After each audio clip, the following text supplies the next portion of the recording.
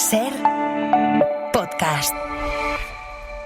Subidón para el cine español con el anuncio de la selección de Cannes. Allí estaremos con Carla Simón y su nueva película Romería, y también con Sirat, el nuevo trabajo de Oliver Lasse, producido por Almodóvar. Además, entre los estrenos de la semana tenemos a dos héroes atípicos en el cine americano. Por un lado, Rami Malek en el thriller de espionaje Amateur, y por otro, Viola Davis como presidenta de los Estados Unidos, liándose a mamporrazos. Por supuesto, comentamos Muy lejos, una de las revelaciones del año, el debut de Gerard Homs con Mario Casas, y también otras propuestas como La niña de la cabra. Y en televisión toca hablar de despedidas como la de Black Mirror o El cuento de la criada. ¡Acción!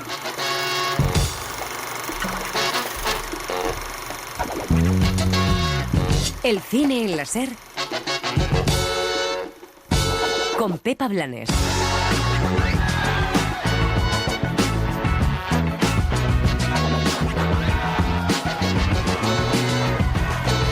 Los equilibrios de todo festival de cine son enormes para cuadrar la que será su sección oficial, más para un certamen como Cannes, que tiene que elegir entre casi 3.000 títulos, con muchas de las cosas que hay que tener en cuenta. La calidad, por supuesto, que haya estrellas, una cuota de cine francés y que haya películas de diferentes lugares. Sin embargo, sigue insistiendo su director, Thierry Frémaux, que de mujeres ya tal. Aún así, para lo que suele ser habitual en Cannes, este año hay 6 directoras en competición. Es poco, teniendo en cuenta que hay 20 películas, pero es más que ningún otro año. Entre esas mujeres nos hace mucha ilusión que esté Carla Simón, la directora española se consolida y es una de las grandes del cine europeo. No va a estar sola, pues la buena noticia este año es que el cine español tiene 2 posibilidades de ganar la Palma de Oro. Oliver Lasse asciende también a competición con Sirat. Y todavía queda por conocer las selecciones de la Semana de la Crítica y de la Quincena, donde esperemos estemos representados. Un reflejo de que en los últimos años hay una nueva generación de creadores y de productoras, y hay un nuevo espíritu en el cine español, que cree en lo que hace, que viaja fuera, que gusta y que encuentra a su público aquí dentro.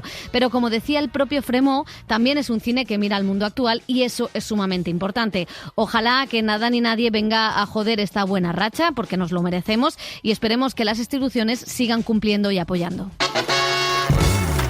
L'amour qui fait tomber les cheveux, l'amour qui nous bande les yeux, l'amour vendu au plus sensible par des putains de vicieux, l'amour qui nous fait croire que lui c'est eux, que ça ne sera jamais mieux, l'amour qui nous rendra peureux, même des plus belles histoires à deux. Pues ya tenemos sección oficial en el Festival de Cannes, con muy buenas noticias para el cine español. Carla Simón, son film s'appelle Romería. Oliver Lasse, c'est un cinéaste espagnol. Celui-là s'appelle Sirat, c'est un road movie. Un road movie. Voilà, un road movie. Ha quedado claro, es una road movie. Claro, estaba pensando, Romería, una road movie de Oliver Lasse, es de la que ya hizo una, por cierto, por Marruecos. Y esta también vuelve a ser en Marruecos. Elio Castro, José Manuel Romero. Pues tenemos a Carla Simón, como decía Thierry Frémaux, con Romería, tercera película de la directora, después de ganar el Oso de Oro por Alcarrás, y un gran salto entrando en Cannes. Y contaba cómo había sido pues esa espera in extremis junto a su productora María Zamora. Bueno, y el hecho de recibir la llamada ayer a las 10:30, o sea, es muy tarde. Además vas recibiendo info de otras pelis, sobre todo a nivel internacional, que te van diciendo, están llamando a los noes. Entonces tú sabes que están llamando a los noes. Entonces dices, hostia, no nos han llamado. Entonces ya se hace más posible y más posible cada vez cuando va pasando las horas, ¿no? Bueno, las dos celebraban esta selección y bromeaban con la señal que tuvieron gracias al hijo de Carla Simón. María está en Barcelona, como podéis ver, entonces estaba de los nervios y le dije, vente a mi casa, y así ya, ¿no? Compartimos, lo vivimos juntas. Y estábamos cenando y a mi hijo le gusta mucho el Carnaval de los Animales, que es música clásica. Entonces le pusimos y de repente María dice... empieza como... La música de Cannes. Y yo, es una señal. Y me miraba en plan, se ha vuelto loca, ¿qué dice? Ya, es que yo que es la música de las escaleras. Entonces para mí fue como una señal, un par de horas antes de que luego nos llamaran. Es la música, el Carnaval de los Animales de Saint-Saëns, que suena cada vez que empieza una película de sección oficial, y pone los pelos de punta cuando estás en el Teatro Lumière, que es donde se verá esta película, pero también la nueva de Oliver Lasse, hijo de Cannes. Allí presentó O que arde, también sus anteriores películas, siempre en Ansert en Regard, y a él sí que le avisaron hace 3 días, él estaba un poco más tranquilo. Sirat es su película con Sergi López, como un padre que busca a su hija en una rave en Marruecos. Está producida por El Deseo, o sea, por Almodóvar, también por Movistar Plus, y decía el autor gallego, muy indie, que esta es su primera peli con una televisión y que también es su peli más política, y eso es algo que también ha tenido en cuenta el comité de selección. También estoy más maduro. Creo que cuando hablo de peli abierta y peli radical al mismo tiempo, creo que es un signo de madurez. Creo, o por lo menos, pues uno aprende a narrar mejor, aprende a entender mejor cómo somos viendo una peli, qué sentimos, cómo vemos las películas. Creo que la película además es la película que toca más, curiosamente toca más la actualidad. Creo que es una respuesta a esta época convulsa y un poco esta época histérica, ¿no? Creo que sin dejar de ser poética, la película es mi película más política también. Bueno, pues es una cosa que es cierto, que toda la sección oficial de Cannes dialoga entre ella y dialoga con el presente, algo también muy importante que tienen en cuenta.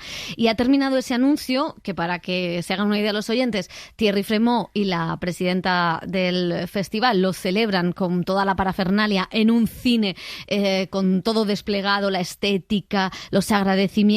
Ahí ha estado el corresponsal de la SER en París, Vicens Batalla, y ha pillado a Thierry Frémaux, que habla español, es el delegado general de Cannes, y valoraba pues este buen momento que vive nuestro cine y esta nueva generación. Por supuesto que es una gran satisfacción, no solamente de tener España en competencia, pero de tener jóvenes directores en la selección oficial y también directores, una directora, un director que son parte de la familia de Cannes. Bueno, pues es verdad y bueno, muy bien, la familia de Cannes empieza a crecer.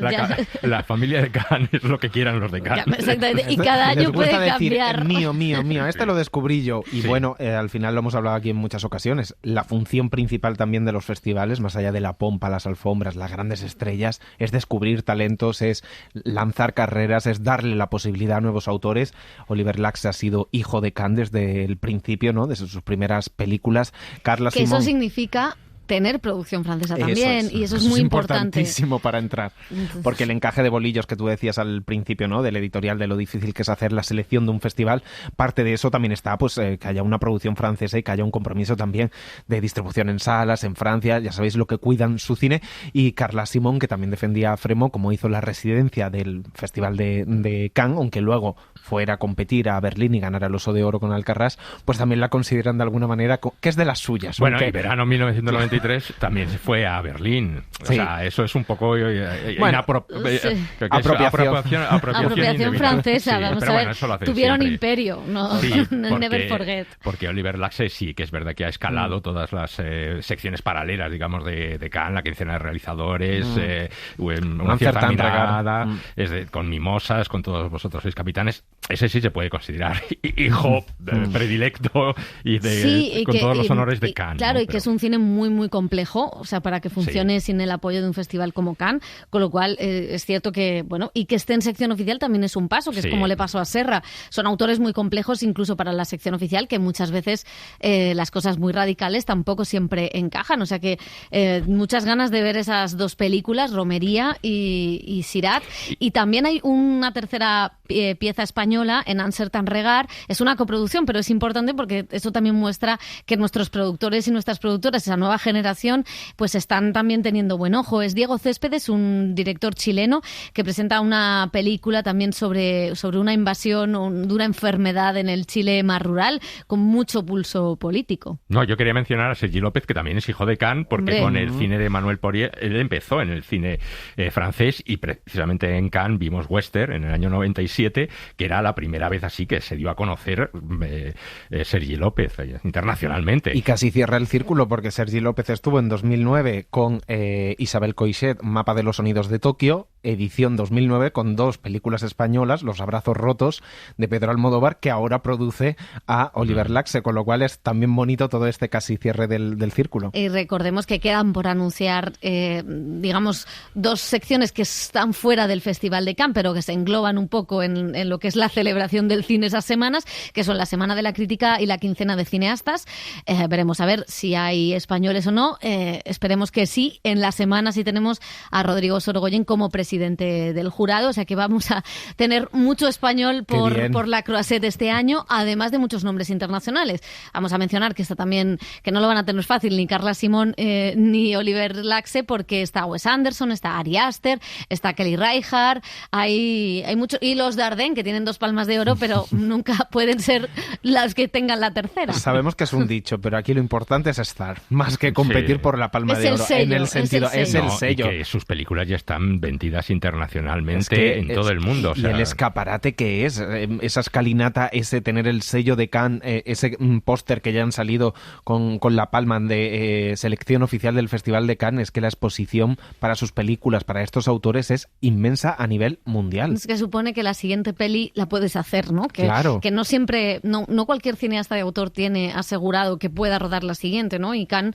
pues ofrece eso, el mercado francés ofrece eso, así que esperemos que la Unión Europea sea dura con los aranceles a las películas americanas. No, y hay una selección que siempre hace Cannes que es interesante, ¿no? Que igual que te coge a Panahi o a Tariq Saleh, el autor egipcio, también ha cogido a una directora de 40 años alemana, ha cogido a veteranos, ¿no? Como decía Pepa, como los Dardenne o Kelly Reichardt, pero luego te coge a un Wes Anderson, a Ari Aster por primera vez en sección oficial de un festival de clase A en europeo, con lo cual creo que es interesante cómo va combinando tanto el cine de autor como esa agenda que hace de alfombras rojas y de un cine más pequeñito, digamos, o independiente, pero con mucho enjundia y futuro. No, iba a decir que Cannes también tiene sus enchufados, y a mí Hombre, Wes Anderson claro, me parece un enchufado. Y estrena la semana después. Wes Anderson, que tiene un plantel de estrellas, claro, que es una alfombra. Claro, porque al final es verdad que este año fuera de competición hay muchas estrellas, y en Uncertain Regard hay muchos directores, por ejemplo está Scarlett Johansson o Harris Dickinson, que debutan en la dirección. Eso también es una alfombra roja. Hombre. Entonces te cuelan en Uncertain Regard, que no digo yo que no estén bien, ya las veremos y las comentaremos.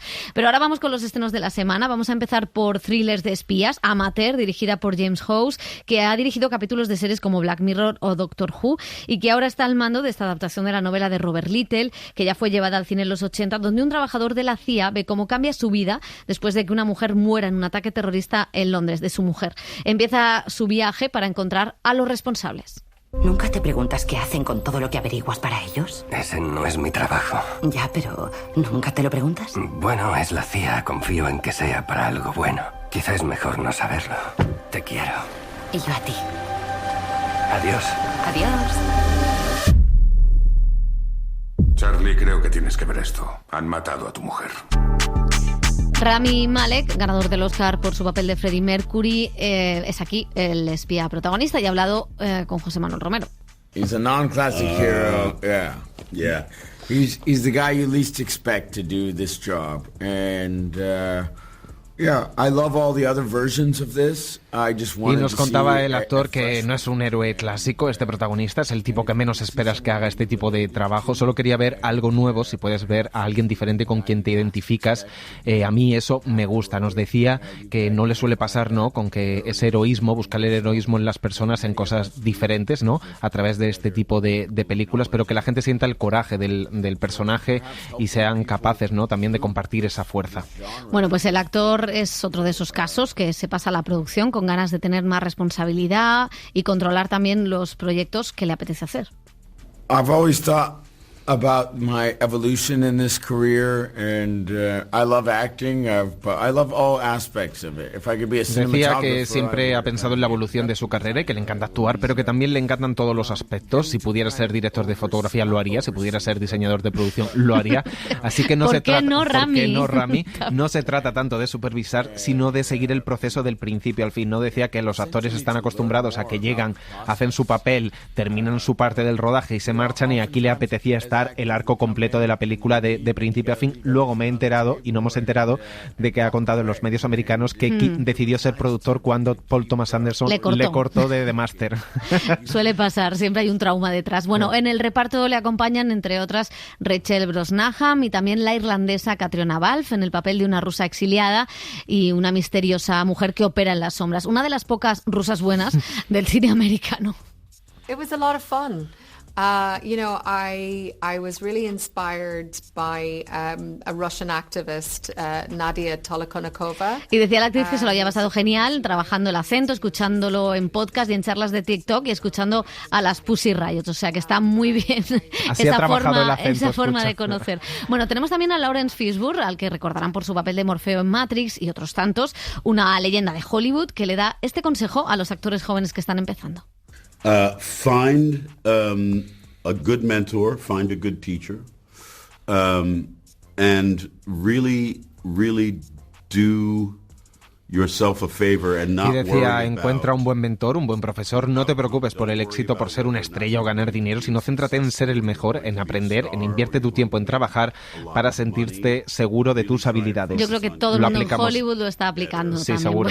Bueno, el director, como decíamos, es James Hawks, que últimamente ha estado al frente de la serie Slow Horses, y aquí le preguntaba a José, pues a quién se le había ocurrido, porque hay una escena, ahora lo comentaremos, una piscina colgante en medio del Palacio Real de Madrid. We sent a drone unit there, so the pool and the towers exist in South London.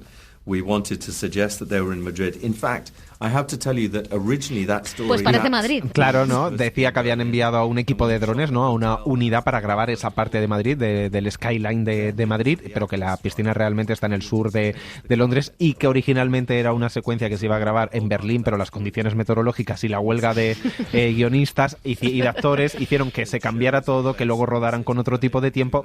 La cuestión, que mandaron un dron a Madrid, grabaron y nos colocaron una piscina colgante al lado del Palacio Real. Pues no demos ideas ni a Ayuso ni a Almeida que nos cuelan una. No, y sobre todo que no vinieron a principios de marzo cuando estaba lloviendo todos los días de Madrid. No hubieran podido. Y yo salgo de la película buscando en Google piscina colgante Madrid, el Palacio Real. Digo, eso no lo he visto. ¿Dónde está eso? Es imposible. Imposible, claro. Pues exactamente, la magia del cine. Bueno, ¿qué os ha parecido este thriller? Amateur. Pues mira, todos parece que se divirtieron mucho con eso, pero yo me aburrí. Vamos, es que es difícil hacer una película de acción tan aburrida. Dios mío, yo estaba esperando ver a Catriona Balfe. Yo soy muy básico y digo, a ver cuándo sale Catriona y ¿para qué? O sea, no digo nada. Digo, bueno, para esto he estado esperando. En fin, a mí me parece que querían hacer una especie de Jason Bourne, así llena de acción, con un, digamos, espía pues no habituado, más bien dedicado a los ordenadores, y que se pasa a la acción y que con viajes alrededor de todo el mundo, Londres, Madrid, Estambul, en fin, Italia, todos los países del mundo, pero la película es que no puede ser más aburrida. Me da igual lo que le pasa a Rami Malek y si le cogen, no le cogen, se venga o no se venga. Y estoy deseando que se termine la película. La verdad es que es un fiasco. Y sobre todo yo creo que es por culpa de Rami Malek, en parte. Bueno, sí. Aparte porque me parece que un thriller de espías tiene que ser mucho más ágil, a lo mejor más corto y a lo mejor más potente. Y aquí solo es como un derroche de escenarios, de dinero, de peleas, que están bien. O sea, que no le podemos poner ningún reproche a eso, pero es que el cine de espías ha dado grandísimas películas y esta está muy lejos de todo eso. Y luego es que él no tiene ningún tipo de carisma, entonces te da igual lo que le pase, lo que sienta, y eso que la figura de él podría ser interesante, y luego la figura también de qué pasa en la CIA, y en un momento que llega en un momento curioso, porque no sabemos la CIA cómo se va a comportar en este segundo mandato de Trump, ¿no? Con Rusia en ese... O sea, que hay elementos en el propio guión y en la propia novela que podrían ser interesantes, pero que no saben aprovecharlo, y creo que básicamente es porque no te quieres ir con ese protagonista ni a tomarte un café. De hecho, fíjate, la película que está hecha y escrita desde hace tiempo, basada en una novela que estaba ambientada en los años 80, en la Guerra Fría, que ya hubo una película con John Savage y Christopher Plummer, pero date cuenta si es actual, que hay un momento, ¿no?, que es como el Signal Gate en Estados Unidos con el chat donde metieron por error a un periodista hablando de bombardeos en Yemen, ¿no?, que básicamente es lo que descubre en un momento Rami Malek y que le puede servir para chantajear a jefes de la CIA y las operaciones encubiertas que sigue haciendo Estados Unidos. Si eso fuera interesante, pues bueno, a mí, es relativamente no novedoso, pero interesante que haya un espía protagonista que no base su destreza o todo su potencial en la fuerza física, en los mamporrazos, pues en saber manejar un arma y que sea un cerebrito. De hecho, el personaje tiene bastante que ver con lo gris y antisocial de Mr. Robot. Sigue siendo igual. Y creo que ahí es donde él encuentra lo mejor, porque no habla. Solo está tecleando y moviendo la boca. Y claro, y si hace saltar todo por los aires es manejando un ordenador, un móvil o poniendo un explosivo. Y bueno, eso puede estar bien. Le reconozco también que no está nada mal no hacer muy turísticas las localizaciones, que el Estambul que vemos no es lo típico. Marsella está bien retratada, esas banlieues de Marsella, esas afueras, ¿no? Y París incluso evita que sea la Torre Eiffel o todo el centro, salvo Madrid, que ha elegido la Almudena y el Palacio Real. Y hay cosas que sí que son interesantes, pero luego el problema es que no puedes mantener un thriller de esta dimensión y de este nivel con un protagonista con tan poco carisma, de mamporrazos o no de. Es decir, aunque sea alguien como muy introvertido y que le mueva este duelo y esta sed de venganza, que es lo que al final es el motor de toda la película, pero no lo consigue. Bueno, pues otra película de acción donde la CIA tiene un papel importante es G20, que llega directamente a Amazon y que dirige Patricia Regan. Viola Davis es aquí la presidenta de Estados Unidos, ojalá asistiendo a una cumbre mundial con el FMI incluido, y sufren un ataque terrorista de un grupo de criminales y criptobro, de esos tíos que quieren hacer caer las finanzas y enriquecerse más. Los 20 líderes mundiales más poderosos juntos se desconectarán en 3, 2, 1... Ahora. ¡Señora! ¡Vamos, vamos! A los gobiernos que me ven, he tomado el G20 por la fuerza. Cuando lancemos al aire el deepfake, cambiaremos los mercados financieros del mundo. La verdad es que ya no hace falta hacer un atentado para cambiar los mercados financieros del mundo, basta con aplicar aranceles y ya lo tienes hecho, o sea que un poquito viejo se ha quedado. Pero bueno, la actriz decía en una rueda de prensa virtual lo que significaba para ella interpretar a una presidenta de los Estados Unidos que vive para su trabajo, pero que además es una mujer con su familia. I think sometimes, especially if someone is the president of the United States, we see them as their role rather than them as a human being. Decía que bueno, que muchas veces solo vemos el rol del presidente y olvidamos que son seres humanos los que hay detrás. Bueno, hemos visto películas como El presidente Miss Wade que han hablado de esto, o sea que sí que esta cosa personal los americanos lo tienen muy claro. Había un momento muy gracioso porque ella decía, bueno, es una mujer elegida democráticamente presidenta de los Estados Unidos, como no quería meterse en jardines, pero dejaba algunas cosas claras. Bueno, también defendía su compromiso con este tipo de cine para que la gente se divierta, pero sin perder de vista que ella es una mujer negra de 60 años y que eso también es un mensaje para las niñas y las mujeres, las espectadoras, que no solo son una extensión del deseo masculino en el cine. I like when people sit with characters for 2 hours. And the reason why I say commitment is that we look like the world. Bueno, pues la verdad es que Viola Davis es una de las figuras clave en Hollywood que debería tener todos los premios del mundo porque es maravillosa. Casi todos los tiene. Y a mí esta peli, yo decía, me gusta más El presidente Miss Wade, soy más de Aaron Sorkin, pero bueno, tiene su aquel. Mira, yo es que soy fan de las pelis que son honestas consigo mismas. Y aquí, por ejemplo, lo decía la directora y Viola Davis diciendo, es que queríamos hacer una peli palomitera, es que no queremos hacer nada intenso, no queremos hacer nada. Si te entretienes y te lo pasas bien un rato, estas 2 horas, mamporrazos para arriba, para abajo, con una protagonista femenina, nosotros estamos satisfechas. Y estoy totalmente a favor. Indudablemente la peli no es buena, no es buena, pero sí que tiene elementos que una peli de las que me entretiene y me lo paso bien un rato viéndola, aunque esté llena de giros y sea un poco demencial. Y luego, como ha cambiado también Hollywood, ¿cuántas películas hemos visto con un presidente de los Estados Unidos y un director de acción, ¿no? Que salta a la Casa Blanca? Asalto a la Casa Blanca, objetivo Casa Blanca. ¿Cuántas de estas? Y que la dirija una mujer con una actriz negra afroamericana de 60 años, es un salto enorme, ya solo porque exista la película. Y encima de que exista es igual que esas que se han hecho anteriormente que ponen a explotar la Casa Blanca. Está bien porque además está rodada en Sudáfrica, que ayuda a los... Y ella está súper en forma dando todo cuchillazos, mamporrazos o lo que quieras, te suben en un helicóptero y todo con un vestido rojo y su párpado caído, porque nadie puede llorar y tener el párpado caído como Viola Davis. Mucho mejor que Meryl Streep. Bastante fan de Se la han Viola. comparado, claro. Se la ha comparado más sobreactuada. Y de hecho es cierto que si ella fuera blanca estaría igual de considerada que Meryl Streep, pero no lo es. Que también fue presidenta de los Estados Unidos, recordamos, en No mires arriba, esa de película Es de verdad. esto. O sea, son rivales hasta en la ficción. Bueno, vamos del espionaje a pasar al terror con La cita. Es una película con el sello Blumhouse, donde el terror está en las primeras citas. Eres el primero que no me pide fotos de mis pies. Eso se hace en la segunda cita.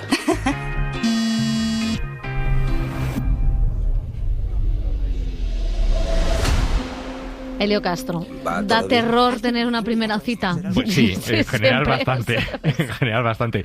Esta, bueno, es entretenida, digámoslo, absurdamente entretenida, increíble todo su planteamiento, sobre todo una persona o dos personas que están en su primera cita y no hacen otra cosa que levantarse pues para atender el teléfono móvil, porque a través del móvil es donde viene, digamos, el terror. Pero en fin, para pasar un ratito y punto. Bueno, pues vamos al cine español, que tenemos una de las sorpresas del Festival de Málaga. Es Muy lejos, la ópera prima de Gerard Homs, coach de actores durante años, que coincidió con Mario Casas en No matarás y desde entonces mantienen una estrecha relación. Ahora el actor protagoniza esta historia que tiene mucho que ver con la vida del director. Durante un partido del Español en Utrecht, Países Bajos, Mario Casas decide tirar la cartera para tener una excusa de quedarse allí, trabajando de lavaplatos, viviendo en un albergue, y ahí es donde consigue encontrar su identidad. Me han dicho que me tengo que quedar unos días por si aparece. Bueno, me tendrán que hacer un pasaporte de emergencia, supongo. Vale, ¿que te quieres subir al avión y dejarme en paz, coño? Me quedo. De momento serán solo unas semanas. Al menos aquí tengo un trabajo. Yusuf, no? Jo acabo d'arribar, no conec a ningú. He vingut a provar. Nosaltres no has vingut a provar res, has vingut a sobreviure. Muy lejos para mí es una reconciliación. Es así. Hacia mí y hacia los míos. Y entonces sí, hay una resignificación de todo lo que sucedió. No, de este bloqueo durante muchos años, de no mostrarme plenamente al mundo como yo amaba o como yo quería. Hay un resignificar con esta historia, arrojar luz a ese momento. Hasta el punto de que hay momentos en la película, hay pasajes en la película que están rodados en exactamente los mismos lugares donde yo lavaba platos. o esas calles, ¿no? O donde yo dormí en el albergue que me acogió. Es el mismo donde rodamos la película. Entonces, yo rodando la película y después viéndola, lo veía como una especie de un regresar a un sitio para darle un significado nuevo, ¿no? Y un significado de luz y de paz, llámale como quieras. Eso es lo íntimo. Y luego la parte más política, ¿no? De lanzar esto al mundo, está esta cosa de lanzar un referente, de dejar aquí algo escrito, un testimonio, como he dicho ya más de una vez, que yo no tuve o que no encontré.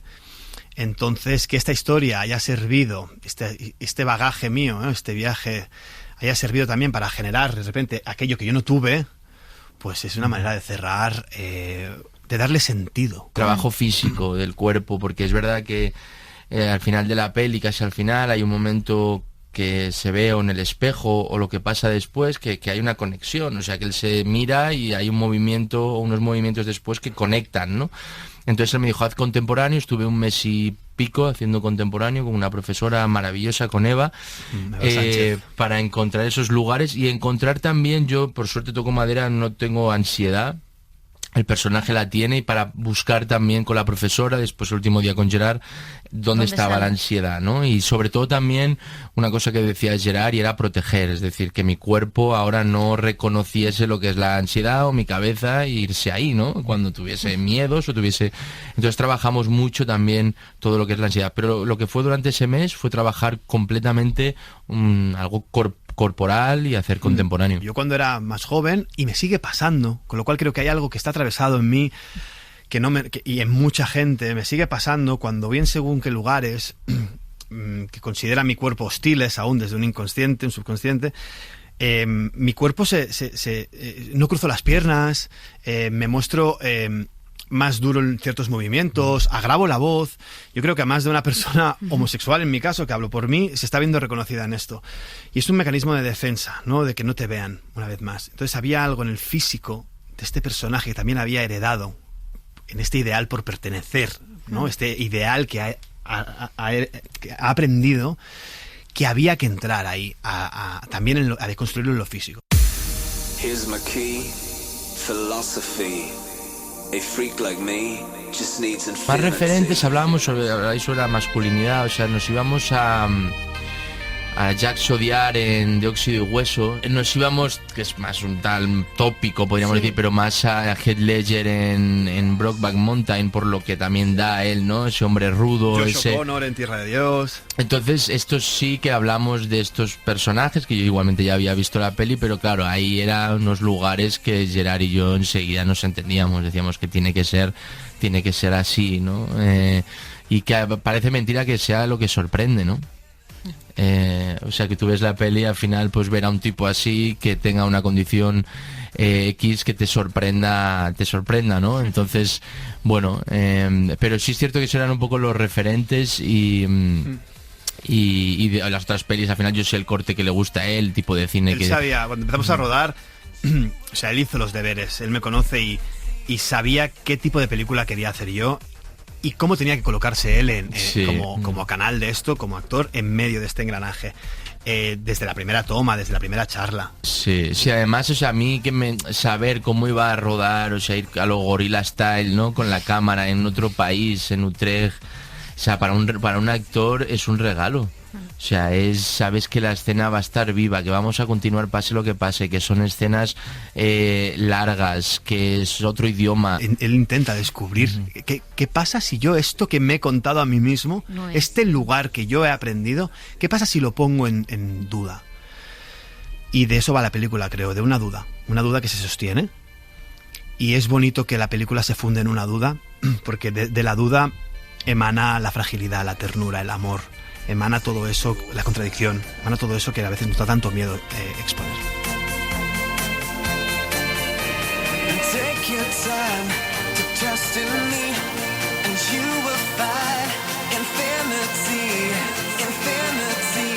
Bueno, pues muy lejos que le dio el premio en Málaga a Mario Casas en una de sus mejores interpretaciones, que ha tenido muchas buenas, pero esta yo creo que es un paso más. Sí, a mí la verdad es que yo tengo mucha consideración con Mario Casas, al que muchas veces se le critica, pero a mí me parece que es un actor que siempre se crece entre los retos, ¿no? Aquí además había una amistad personal con el director, porque había sido su coach, ¿no? En muchas películas. Y me parece que Mario Casas, que podría haber sido un actor que viviera perfectamente con fama, con dinero, haciendo películas muy comerciales de mainstream, sin embargo, pues su cuerpo le pide arriesgarse. Ha dirigido una película, hacer estos papeles muy alejados a los que nos tenía acostumbrados hace años. Y luego la película yo creo que está bien, es curiosa, te engancha, ¿no? No puede decir que pasen muchísimas cosas, pero todo lo que pasa va tejiendo un poco el intríngulis de la película. Y luego, si lees que eso realmente pues también tiene que ver mucho con el director, que está basado en sus propias vivencias, ¿no?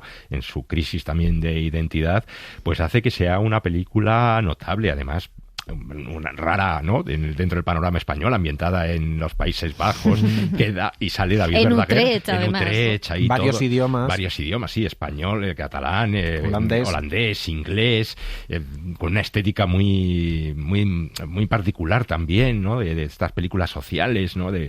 Entonces se ve con interés y con sorpresa, ¿no? Y a mí me parece que, bueno, pues el premio a Mario Casas en Málaga pues fue muy merecido. Veíamos la semana pasada al otro premiado, exequo Álvaro Cervantes en Sorda, y la verdad es que esas dos interpretaciones el jurado hizo bien en optar por las dos, yo creo. Sí, a mí me gusta mucho porque creo que en esta, a mí Mario Casas me ha gustado en muchos papeles, pues No matarás, por supuesto, pero a mí me recuerdo que me gustó mucho, me sorprendió mucho en La mula, que era un registro más cómico, con un acento que era difícil de conseguir. O sea, que yo creo que cuando tiene papeles buenos y saben exprimirle y él sabe hacer ese ejercicio, está estupendo, ¿no? Como cualquier actor.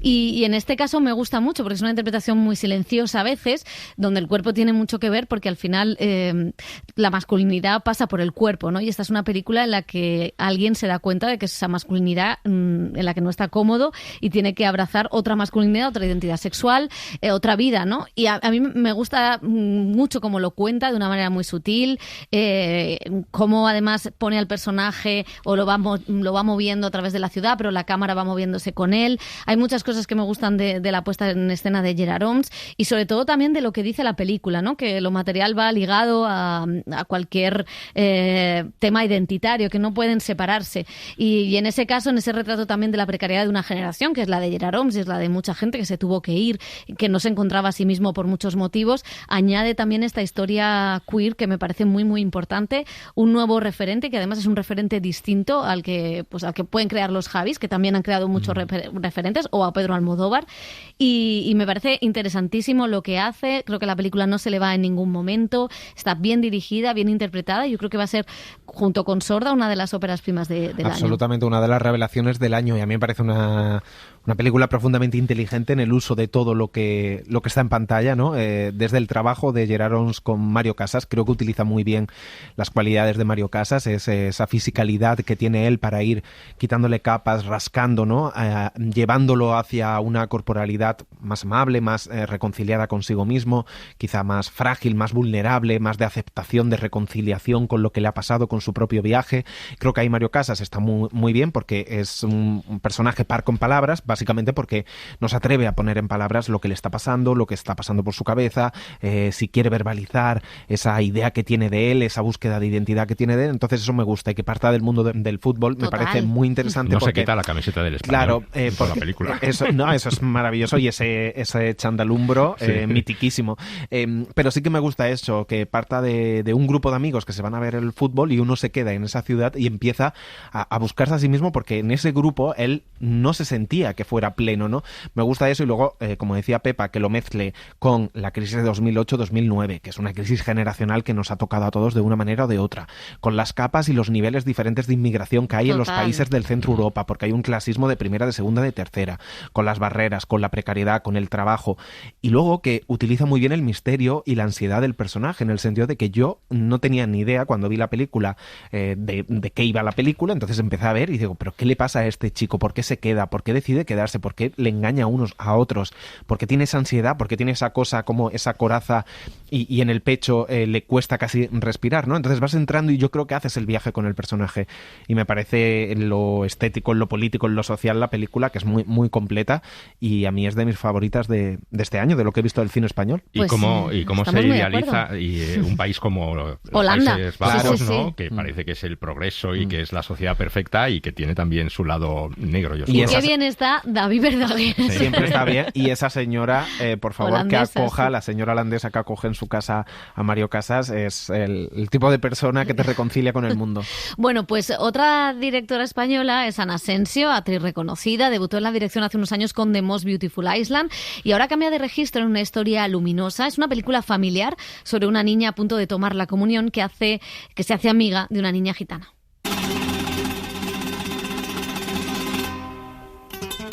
Cuando gané el festival de South by Southwest, de repente me llamó las agencias de Hollywood, me ficharon y desde ahí me empezaron a enviar proyectos para yo dirigir. Y a mí eso me sobrepasó un poco porque no sentía que yo ni quisiera hacer eso ni que estuviera preparada para hacer eso. Me sentí un poco absorbida con leer todos esos proyectos, considerarlos, porque había un interés de mujer dirigiendo cine de género, cine de terror social. Ayer tarde yo cantaba mientras mi niña dormía. Era algo que llamaba mucho la atención y se esperaba que yo continuara en la misma línea, pero yo no tenía nada preparado. Entonces, como yo no tenía ningún guión que ofrecer, me venían a mí propuestas que no encajaban para nada con mi sensibilidad. Entonces, bueno, eso fue una pérdida de tiempo. De ahí yo empecé a escribir un guión que era un thriller y bueno, llegó a las manos de los hermanos Larraín, de Pablo y Juan, y hubo un momento en el que lo iban a producir y luego se cayó. Qué bonita que es mi niña, qué bonita cuando duerme, se parece una amapola entre los trigales verdes. Ya en el 2021 sentí la necesidad de volver a retomar aquel guión que tenía pero no fluía, las cosas no fluían, era como que ya no me interesaba aquello. Y sin embargo, pues de repente me empezaron a venir imágenes de mi infancia y recuerdos. Mi madre no me las deja pintar. ¿Por qué? Porque dice que eso no es para niñas. Pero si esto luego se quita. Ya, no sé por qué. Y me di cuenta que era eso lo que quería contar, que no tenía nada que ver con Estados Unidos, ni con el cine de terror, ni con nada de ello, que lo que quería era venir a Madrid a contar una historia de mi infancia de los años 80. Te voy a enseñar a Lola, ven. ¿Quién es Lola? ¡Una, ven! Lo más difícil para mí en ese momento, de alguna manera, porque no tengo contactos en Madrid, ya, después de tantos años que llevo fuera.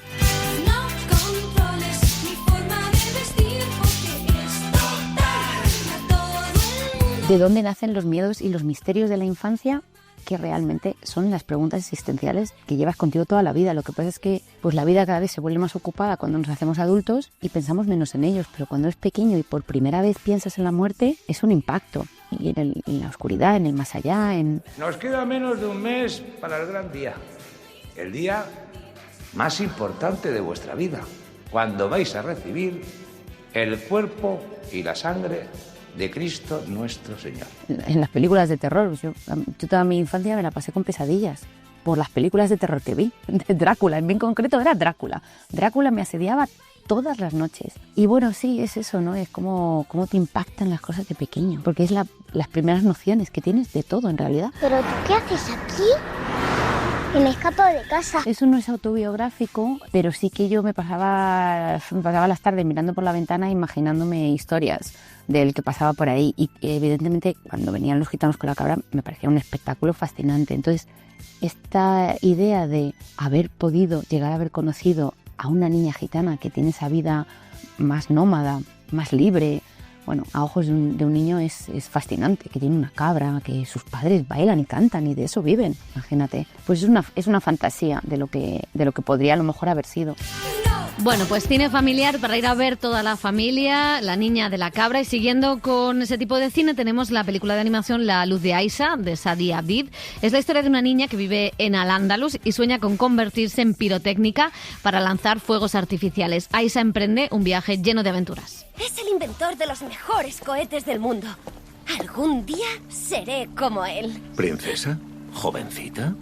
Tú sabes mucho acerca de muchos temas. ¿Estoy en lo cierto? Todo lo he aprendido de mi padre, señor.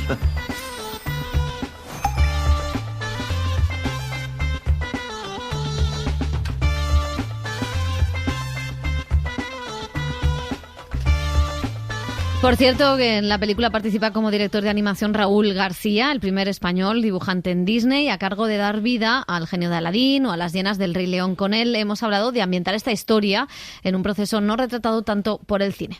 Tomando esos elementos arquitectónicos y trasladándolos a esta ciudad imposible que hemos construido y que en el fondo es como una esencia de la España musulmana, una esencia de la España costera, ese apelotonamiento cerca de una colina cerca del mar que hace esa ciudad tan especial, ¿no? Bueno, yo muy a favor siempre de Al-Ándalus. Sí, y muy a favor de Raúl García, en otro tiempo conocido como Raimundo Hollywood. Eso te iba a decir. Digo, yo creo que tenía un seudónimo aquí en la cadena SER. Sí, Raimundo Hollywood, nuestro corresponsal precisamente en Hollywood, animador de Disney, bueno, miembro de la Academia de Hollywood, porque él trabajó en Quien engañó a Roger Rabbit, fue una de sus primeras así colaboraciones con Disney, y gracias al Oscar que ganó... Y trabajó en la cadena SER. Y trabajó en la cadena SER, por supuesto, ya está. Raimundo, un abrazo, que vaya muy bien. Bueno, pues tenemos también comedia, Un funeral de locos, de Manuel Gómez Pereira, con King Gutiérrez, Ernesto Alterio y Inma Cuesta, un remake de una familia que acude a despedir al patriarca. ¿Quién es? Es normal lo que le pasa. Cuesta aceptar la muerte de un ser querido. Este señor no me ayuda. Tómese su tiempo. Haga el favor de mirar adentro. Y para terminar, 2 títulos franceses, uno de ellos, La historia de Jim, de los hermanos Larrié, cuenta una relación de pareja, la de Laetitia II y Karine Leclou, que ganó el César. Ella está embarazada de otro hombre, pero él se hace cargo del niño durante años. Cuando la pareja se separa, pues aparece el padre biológico y Jim queda en un segundo plano. Una historia sobre qué significa la paternidad y las nuevas familias. Tenemos que darle a Christophe la posibilidad de conocer a su hijo. ¿Su hijo? Oh. Hijo mío. Y empezábamos con Cannes y vamos a acabar con Cannes. Todos los caminos llevan a esa ciudad de la Costa Azul, porque llega a los cines la película que inauguró la pasada edición, Segundo acto, de Quentin Dupieux. Es una comedia que bebe de ese teatro del absurdo francés, de Ionesco y compañía, y que cuenta un rodaje y los conflictos que se generan en él, donde la inteligencia artificial es ya un problema. N'importe quoi, non mais n'écoutez pas ce qu'il raconte. Je veux dire, tout s'articule autour de mon personnage, Florence. Je veux dire, sans elle, il n'y aurait pas l'ombre d'un début d'histoire. D'ailleurs, le film a failli s'appeler Florence et les garçons. Non mais sans déconner, fermez vos gueules un peu là. Le vrai héros, c'est moi. C'est mon histoire. C'est tout.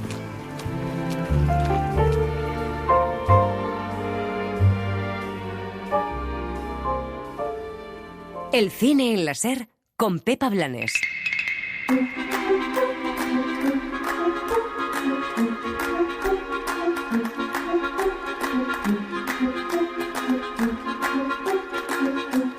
Las series.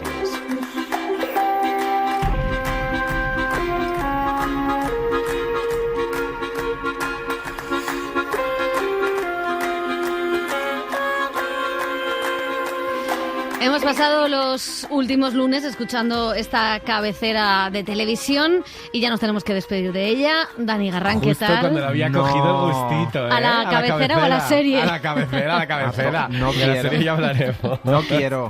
Bueno, esta semana hemos dicho adiós a la tercera temporada de The White Lotus, la aventura tailandesa del creador Mike White, con un montón de cotilleos, por cierto, y de cosas que hemos ido sabiendo esta última semana con las últimas entrevistas, y que la verdad prometía espiritualidad, revelaciones y lujo exótico, así que ahora vamos a ir viendo si lo ha cumplido o no. Sí, porque nos trasladamos en esta tercera temporada a los frondosos bosques de Tailandia, un entorno zen donde poner de manifiesto la falsa estabilidad mental de los pijos que acuden al resort a mercantilizar este tipo de filosofías.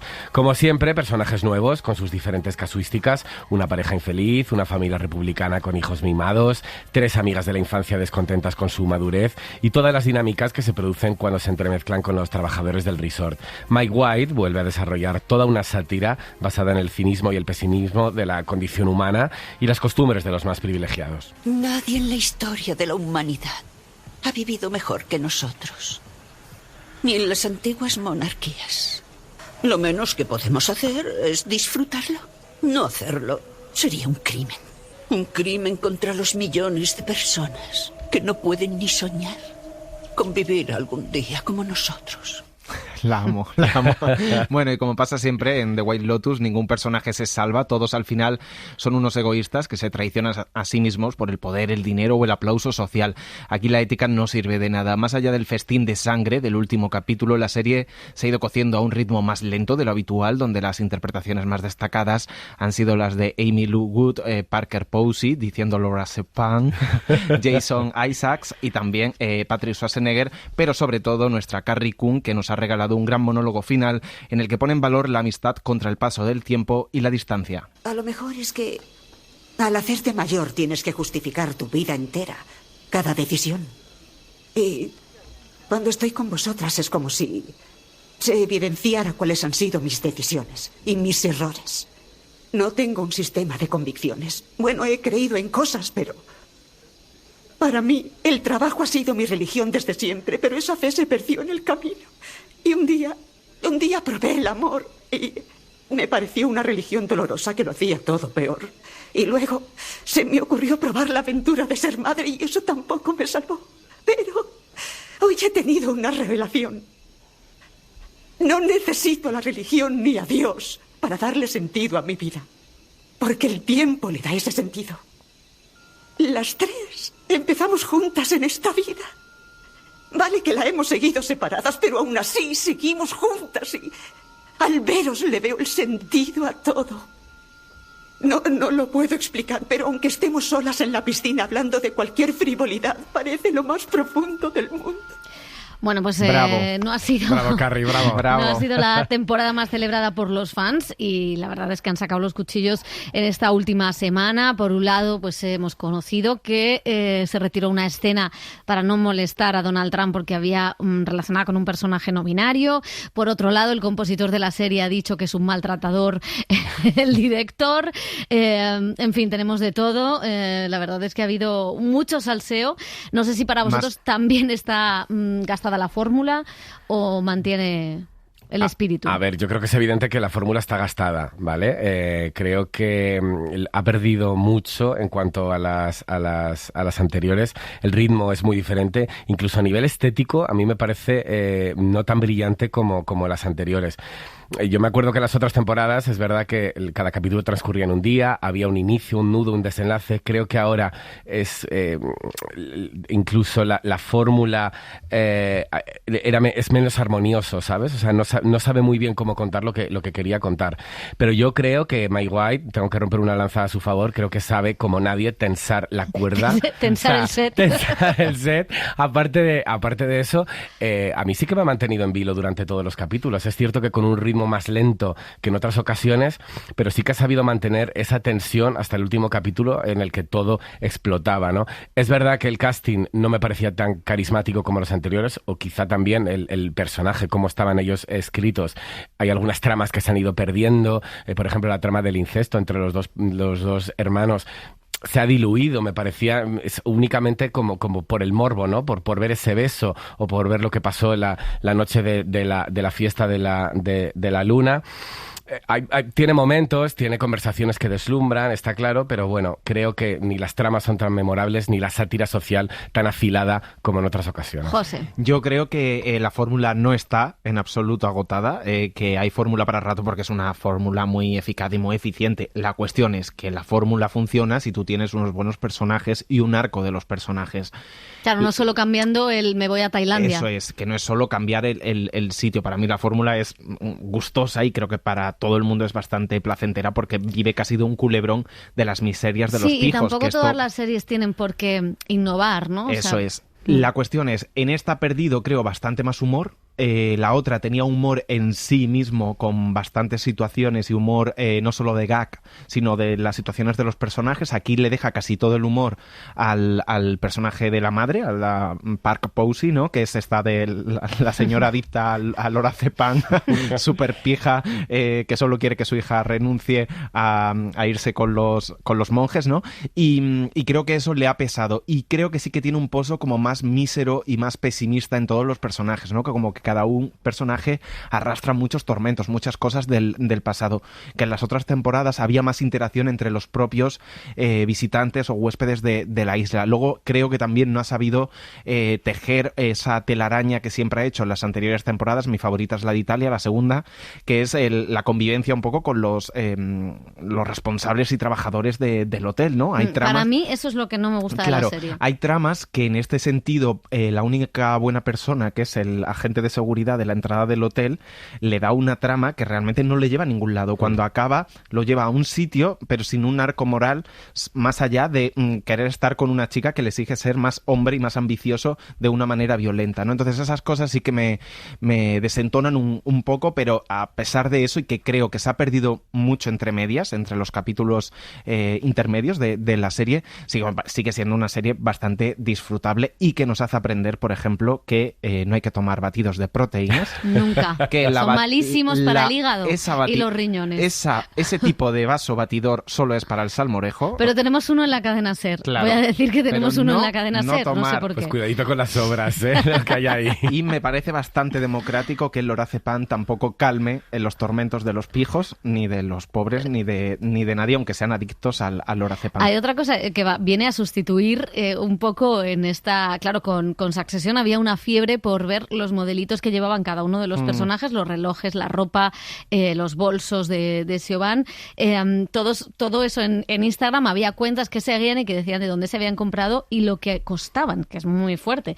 Y esta serie ha venido a sustituir ese product placement a través de Instagram de todo lo que hace. O sea que y además del hotel real. Lo digo de porque Tailandia. He buscado un bikini.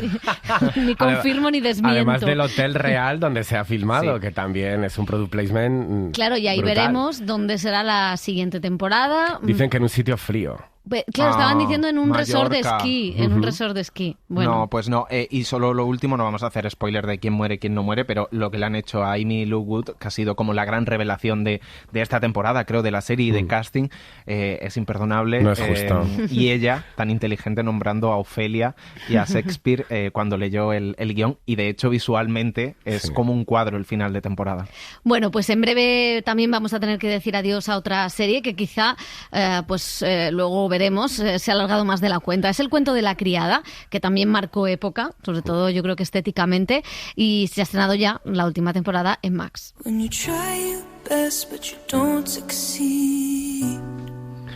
Sí, recordemos, estaba basada en un futuro distópico, en un Estados Unidos que estaba reemplazado por la República de Gilead, un régimen teocrático en el que las mujeres fértiles eran convertidas en criadas, obligadas a engendrar hijos para los comandantes y sus esposas estériles, bajo un sistema basado en los textos bíblicos.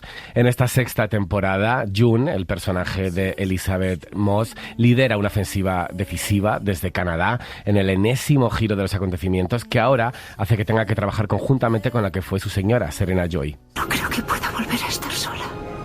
Pues lo haremos juntas, te ayudaré. No quiero tu ayuda. Ya sé que no quieres mi ayuda, lo comprendo. Y no tienes por qué aceptarla, también lo entiendo, pero Dios querría que te ayudara. Y lo necesito. Después de todo. Cuando se estrenó hace casi 8 años, la adaptación de la novela de Margaret Atwood encapsuló pues a la perfección el espíritu de una época, el estado de una nación. Se alinearon un poco los astros, ¿no? Donald Trump acababa de ganar las elecciones de Estados Unidos. Qué lejos queda eso. Sí, qué lejos, pero volvemos, todo es cíclico. Y la serie desarrollada por Bruce Miller imaginaba un futuro, como decía Dani, cercano, que se parecía cada vez más a la realidad en la cuestión de los derechos reproductivos de las mujeres, el fanatismo religioso, la persecución de los homosexuales. Ahora da la impresión de que con la reelección de Trump, decía Pepa, la distopía en muchos casos se ha visto superada por la realidad. Fui dando tumbos y acabaron mandándome a una colonia agrícola. Allí al menos comía. Me liberaron en la frontera el mes pasado. La gracia de Dios estuvo contigo. No fue Dios. Teníamos un médico muy listo que se la jugó. Seguro que eso también fue por la gracia de Dios. Estuve en Jezabel durante 17 meses, señora. Dios es la excusa que ponen los hombres para usar dos cosas, la polla y las armas. Pues no creo que no hay nada más que comentar con este audio. Todo cortes para promos. Exactamente. Bueno, decíamos, va a haber no siguiente temporada, pero sí una secuela también basada en una novela de Margaret Atwood, Los Testamentos, que pasará 15 años después. Es verdad que ahora, con esta cosa de Trump, como que apetece volver a verla, pero a mí se me había desinflado en todos estos años. Sí, un poco. Lo que viendo el regreso, ¿no? Los primeros capítulos, siempre he pensado que, vale, es sobre el fanatismo religioso, sobre el Estado totalitario, pero es una serie sobre la maternidad, sobre todo viendo esta última temporada cómo empieza, ¿no? con el personaje de June y el de Serena distanciándose o juntándose en esa huida fuera, expandiéndose el régimen de Gilead a Canadá, y yo creo que va a ir por ahí los tiros, ¿no? Esa lucha por esa huida con la maternidad. Creo que es una serie que tenía que haber terminado mucho antes. Y importante, Elizabeth Moss, también como productora, al final es una... con un físico complicado como actriz, porque no es la guapa de Hollywood y no ha hecho tanto cine, va a quedar en su currículum pues algo tremendo, que es la Peggy Olsen de Mad Men. Total. Y June de El cuento de la criada, que son dos personajes icónicos. Total. Creo que no hay bastantes giros de guión para compensar el tedio que ha provocado estas últimas temporadas, que debería haber terminado mucho antes, alejada ya de la novela de Margaret Atwood, que creo que también ese es un problema, como pasó con Juego de Tronos, que ha perdido completamente el argumento inicial. El norte. Y creo que la rentabilidad realidad pues ha machacado un poco la calidad del producto. Bueno, pues vamos con otra distopía que también fue hija de su tiempo y a la que también a veces la realidad pues ha superado. Es Black Mirror, serie antológica de Charlie Brooker, que ha estrenado ya su 7ª temporada. Están mirando el móvil, pendientes del WhatsApp, Facebook, Twitter, Tinder, YouTube, Instagram, Snapchat. Pues sí, porque desde que se estrenó ¡Qué raperillo! hace ya 14 años, ojo, cómo pasa el tiempo, seguro que habéis escuchado muchas veces eso de esto parece Black Mirror en vuestro día a día, y es que los constantes acontecimientos tecnológicos, geopolíticos que estamos viviendo en la actualidad parecen darnos la razón en que la distopía tecnológica de Charlie Brooker ya se ha quedado corta. La realidad da bastante más miedo. Con un magnate tecnológico como Elon Musk paseándose por la Casa Blanca, cualquier guión de Black Mirror se queda corto. En esta nueva temporada veremos cómo la inteligencia artificial manipula nuestra vida, realidades alternativas o el peligro de la tecnología aplicada a la sanidad. Estáis anunciando cosas a través de mí. Tengo el puto síndrome de Tourette publicitario. A ver, no todos los clientes aprecian los mensajes. ¡Anuncios! Son anuncios, no mensajes, anuncios. Están diseñados para ser contextualmente relevantes en la situación en la que te encuentres, para que no llamen tanto la atención, para que sean menos intrusivos. Eso es ¿Qué va a ser lo siguiente? ¿Que me salgan sintonías por el ojete? No. Todo cortes bien hoy. Entre los nuevos capítulos se incluyen por primera vez una secuela de una historia anterior, la aventura espacial Callister, y entre los fichajes podemos ver a Peter Capaldi, Paul Giamatti, Emma Corrin o Issa Rae. Bueno, pues la verdad es que si hablábamos de fórmulas agotadas con The White Lotus, podríamos hacer la misma pregunta con Black Mirror, que funciona de la misma manera, utilizando la tecnología presente o el momento presente, pero hablando no tanto de cosas futuras o distopías muy lejanas, sino de lo que podría pasar en 5 años, como una huelga, no una huelga de guionistas, pero sí los hándicaps, ¿no?, de la inteligencia artificial, ¿no? Sí, bueno, yo creo que la verdad es que ya le gustaría a muchas series después de 15 años estar en tan buena forma como Black Mirror. Creo que ha sabido reinventarse en esta temporada. Yo creo que es una serie como mucho más emocional que tecnológica. Va un poco más a cómo nos relacionamos nosotros esta con temporada. Sí, esta temporada. Sí. Cómo nos relacionamos nosotros con las pantallas, que las pantallas en sí, que la revolución de las pantallas, que mostrarnos una nueva, un nuevo iPhone o un nuevo ordenador, ¿no?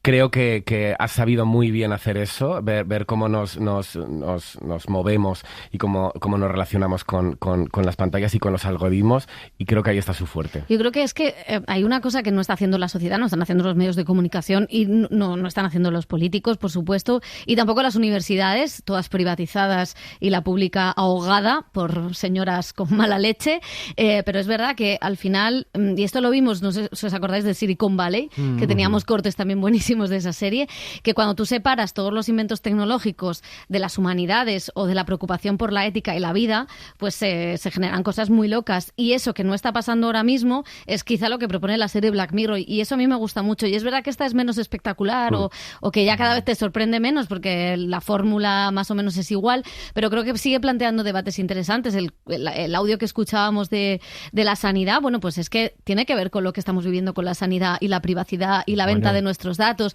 o la de la inteligencia artificial tiene que ver con todo eso, ¿no? O cómo usamos la tecnología, o qué firmamos o qué aceptamos en cuestiones de tecnología, y cómo esto se nos puede venir en contra porque no hemos pensado más allá de algo a corto plazo, ¿no? Y yo creo que esa reflexión por la ciencia es una de las cosas más valiosas que propone esta serie. Y el coste emocional también, ¿no? De toda esta relación con la tecnología. Y como tú decías, en esta temporada que está más enfocada a eso, pues indudablemente hay referencias, ¿no?, a la sanidad y al tecnocapitalismo, y cómo puede de alguna manera controlar la salud de la gente, y quién vive y quién muere y en qué condiciones lo hace, ¿no? Que es el primer capítulo, que realmente es una bofetada al sistema americano especialmente, pero luego hay muchos como cómo afrontar la muerte si pudieras despedirte de un ser querido o recuperar la visión o la memoria que tú tenías de tu relación. O el acoso laboral, cómo las tecnologías pueden acrecentar el acoso laboral, que es algo que estamos viendo a un nivel más pequeño, pero que la serie muestra ya cómo sería con el control absoluto. O la inteligencia artificial en los estudios de cine,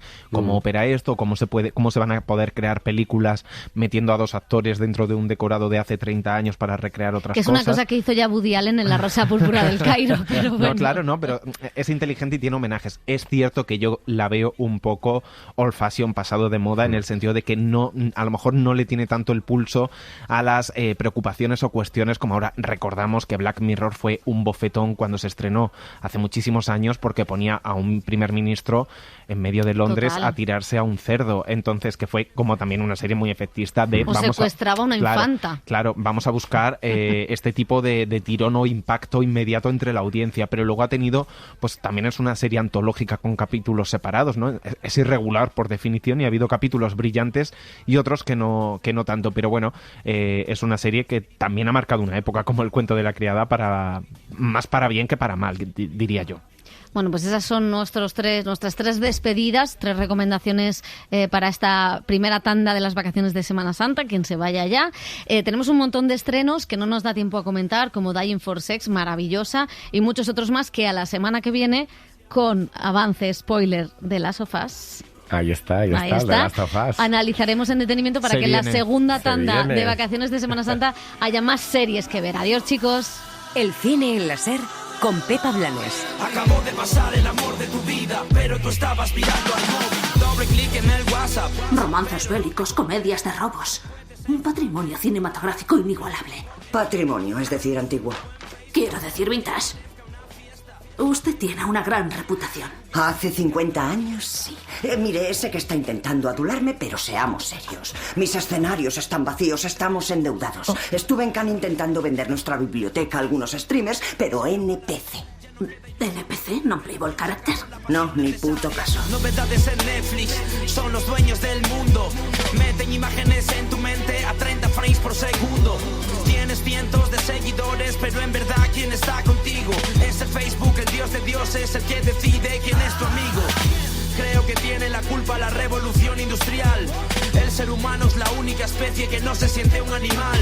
La desconexión con la naturaleza es un proceso antinatural. Nos alejamos los unos de otros llevando una vida más individual. Cámaras que te vigilan las ponen por tu propia seguridad. Mentiras en forma de anuncios en redes prometen tu felicidad. El mundo a través de pantallas que nos desconectan de la realidad. La gente se siente más cerca que nunca, pero con mucha soledad. Veo tanta soledad. Demasiada soledad. Veo tanta soledad. Demasiada soledad. Para no perderte ningún episodio, síguenos en la aplicación o la web de la SER, Podium Podcast o tu plataforma de audio favorita.